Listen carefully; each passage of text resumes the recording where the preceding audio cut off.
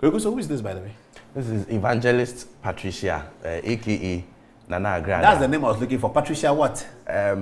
Patricia Asiedu, okay. Also known as So the story as I've told is correct. She held an all-night service on Friday. Yes. And promised to do what? So according to some sources, I don't want to be conclusive on the matter, but according to some sources, she claimed that she would be able to double, in some instances, triple, quadruple amounts of money given to her in church. However, on the other side, what she said was that, or in her defense, was that she didn't say she was going to double money, and what she was asking for was a donation. And that it was the minds of the congregation that once they give the donation, they were expecting the money to be doubled. By her? By her. At the same time? I'm not very sure if they mean at the same time or they mean they should go and come back for the money.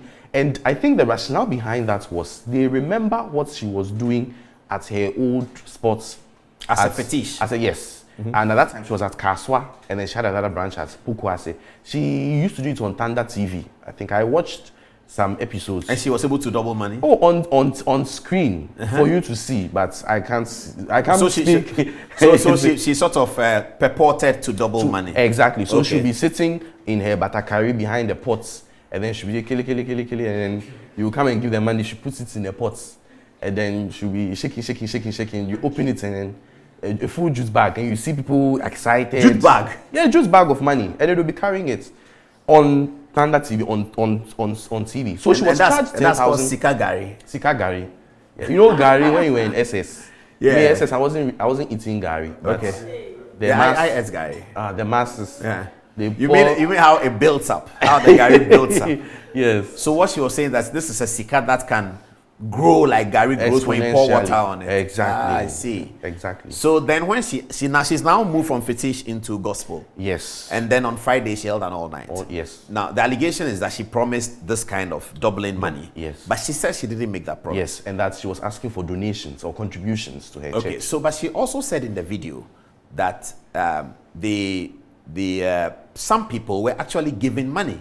Not by doubling it, but by she handing over money to them. She said that. Yes. And that there were some people who didn't get some of the money, but she couldn't have given it to everyone. And that the offering that they gave was not a basis for her to give them money. She was giving the money anyway. The offering is a different matter. And she asked for offering from 1,000 Ghana cedis all the way to 1 Ghana cedis. It's actually something she does. So she gives, if you follow her ministry, she gives cloth at times, and the cloth is believed to possess certain spiritual powers.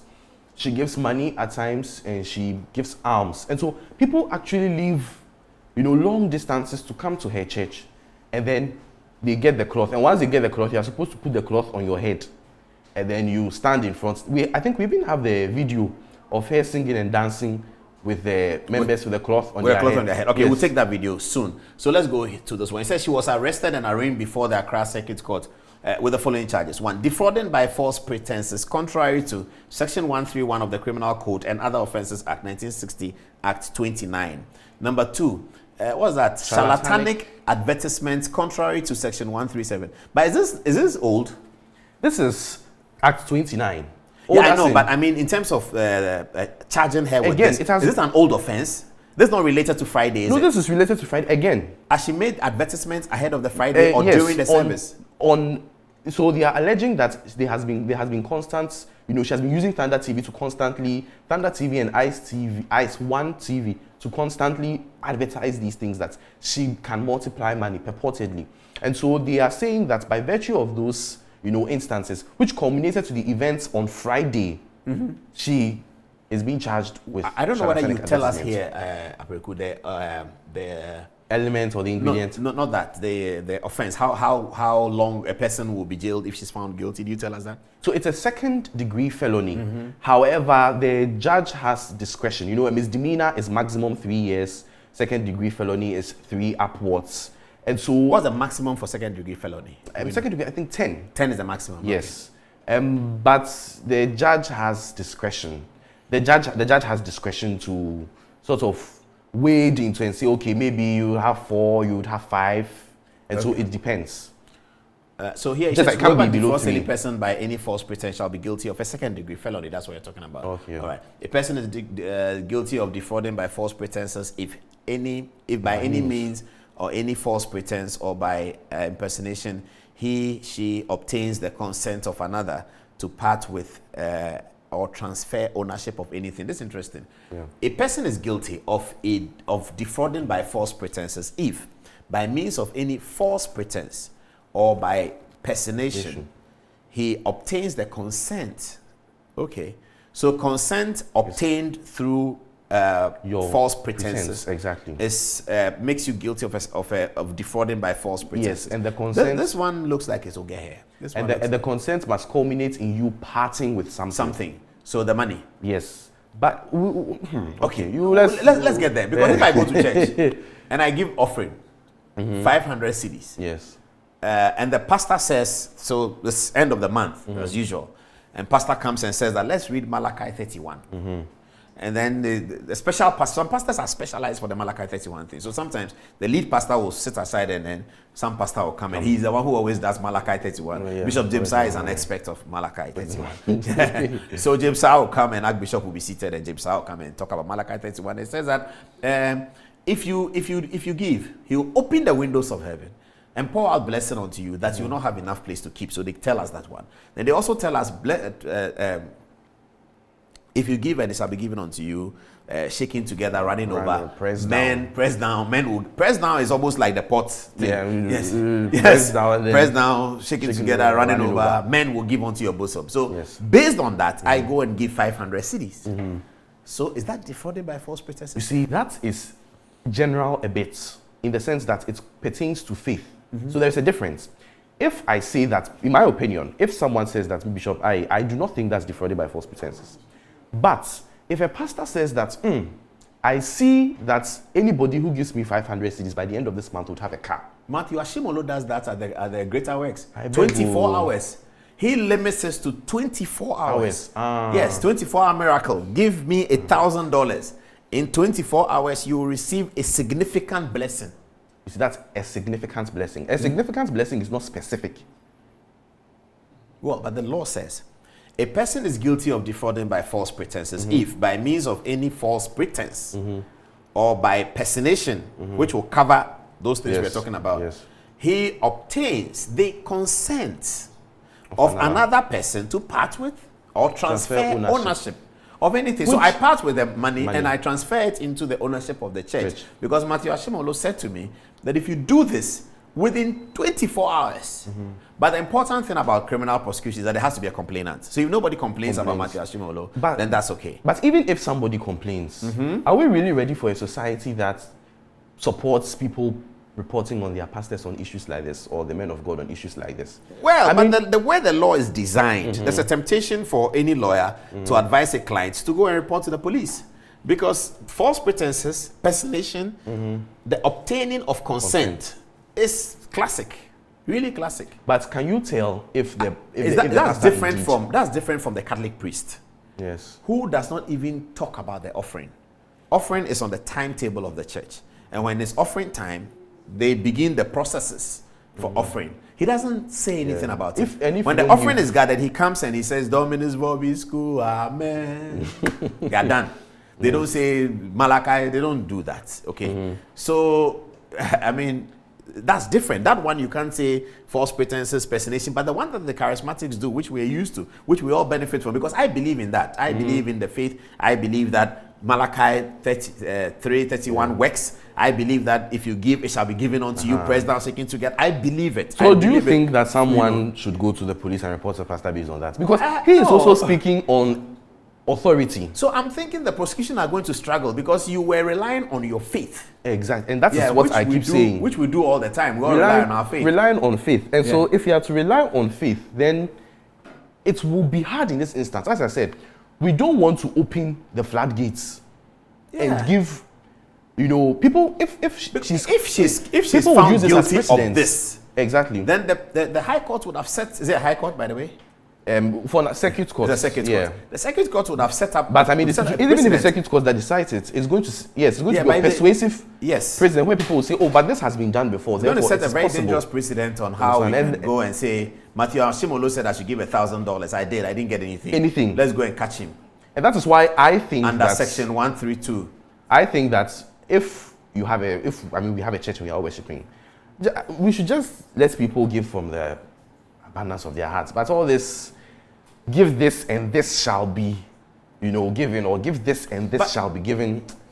The Shunammite woman, in the historical Bible, and also the prophet who told the lady that you have bread, give it to me, and then do the last one, let's eat it, and then after that you'll be fine. And then the woman said, all I have is just for me and my child, and we are dead. And the prophet said, no, you may die, but you give it to me, and let's see what happens. He doubled it, he tripled it, he quadrupled it. But Act 29 wasn't there.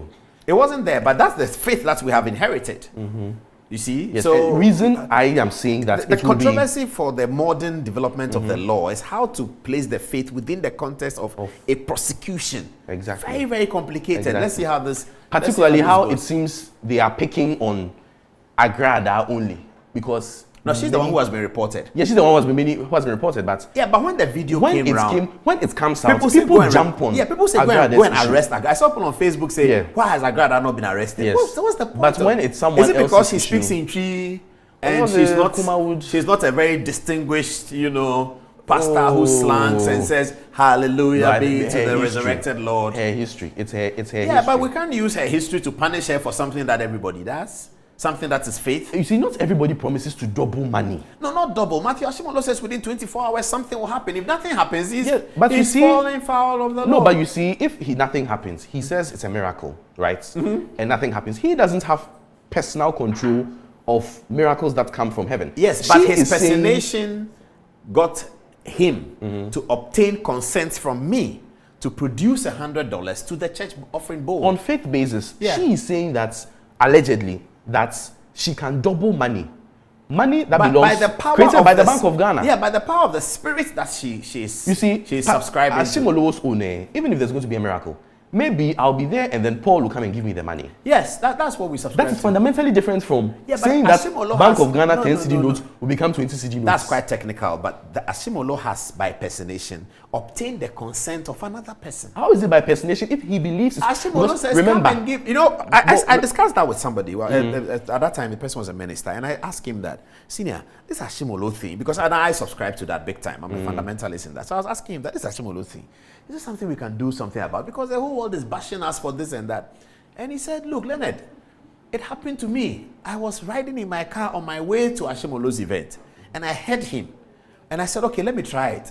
And he said within 24 hours, he got a lot of financial blessing. After doing it at 7 p.m., the next day by 4 p.m., before he went back to the Independence Square, something had happened. Exactly, but the cash didn't multiply. You see, somebody gave him cash bigger than what he gave to the church. The essential elements of every crime, there are two things that must be satisfied.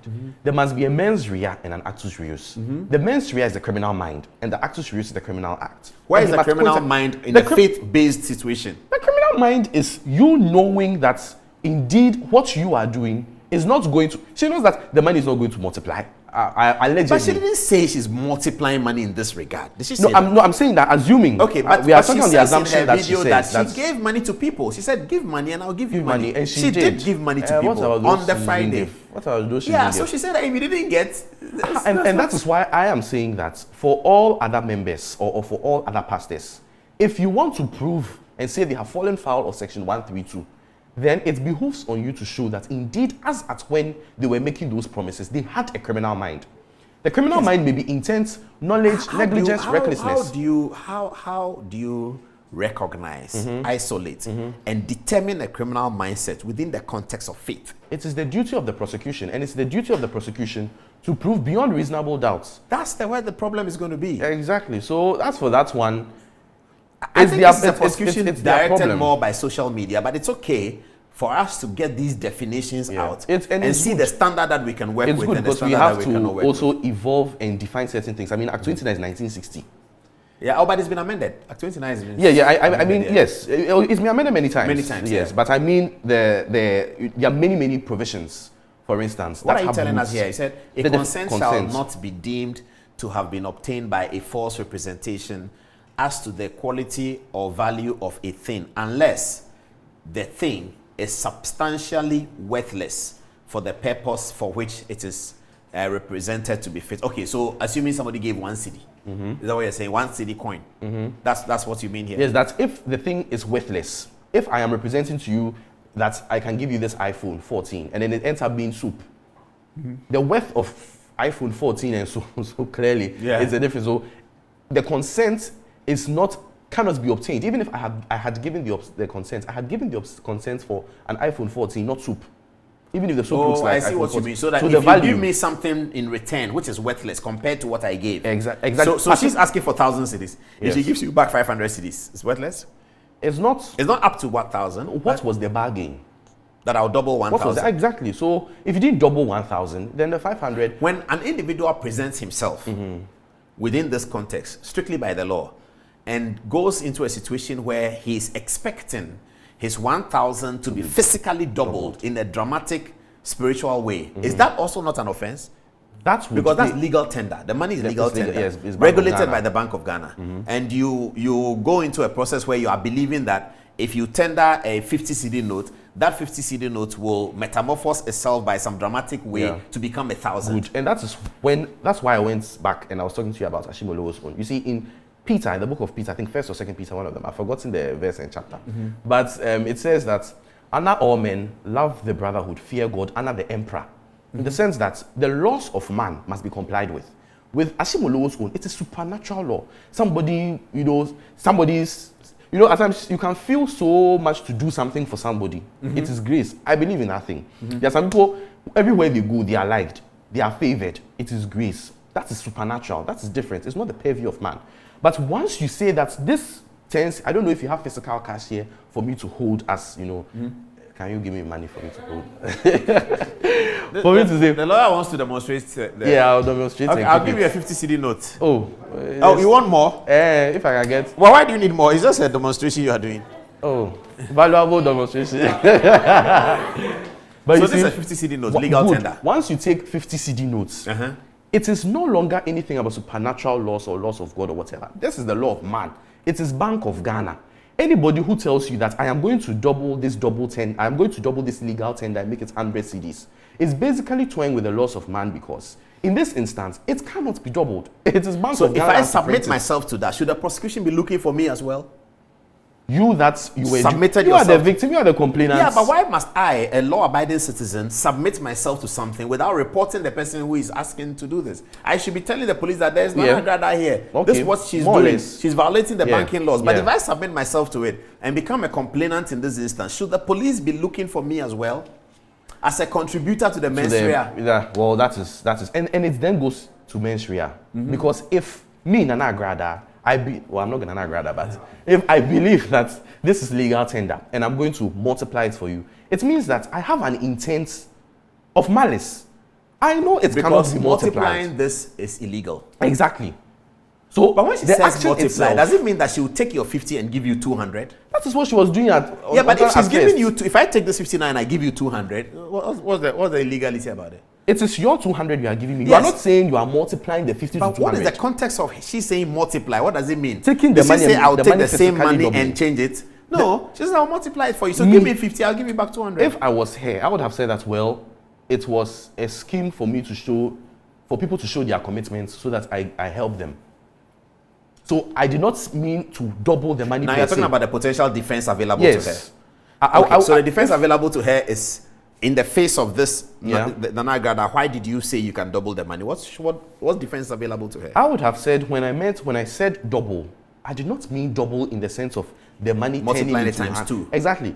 I could take the value of the 50 cedis and give you value of 100 cedis. Value of 100 cedis is different from multiplying 50 cedis to 100 cedis. Yeah, but that's an easy call. Her lawyers will be able to put that. Exactly. That is what I would say. But you see, you shouldn't put the cart before the horse.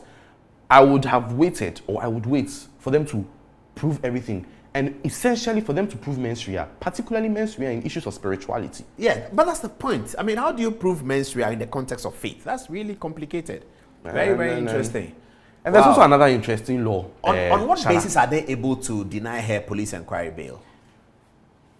Okay, so for police inquiry bail is often subject to the discretion of the police. Often they are the ones who you go, they ask for surety, they just sign, and then we have bail where you go to court, where the court denies, and that's what Aisha Wang, so Aisha Wang is facing. So generally, all offences are bailable. All offences are bailable doesn't mean we should give bail in all offences. So the table is breakable. It doesn't mean the table should break. That's the rationale we are using. However, we use certain considerations, the safety of the accused. Yeah. Right now, if you are releasing her to go, people are very angry. They can go in. You remember when this pastor who is at Odoko, Usu Bempa, gave a prophecy about the chief imam and what happened at his church. So the rationale is we may be keeping her in custody to keep her safe. She may have the opportunity to interfere with investigations because she's influential in the lives of the complainants. And remember that in law, relationships between pastors and followers, doctors and patients, and it's fiduciary because it's believed that we sway some sort of influence over them, yeah. Exactly. So they believe that it is possible, or it may be possible, for her to influence these people and sort of tweak their testimonies by threatening them. If the pastor says that I see that you will die in 1 week time, I'll stop. I won't go and continue. And we live in a country that is we are very religious. Have the police so far obtained complainants? Yes, testimony so far. They said they gave how much? I am not privy to that information just yet. Okay. Often they really don't like talking publicly about those things because they want to protect the people. Exactly, and have the opportunity of. So this is false pretense. We've spoken about it. So a false pretense is a representation of the existence of a state of facts made by a person, either with the knowledge, with the knowledge that such representation is false, or without the belief that it is true and made with an intent to defraud. So you must prove that. But this is going to be very complicated. Exactly, because if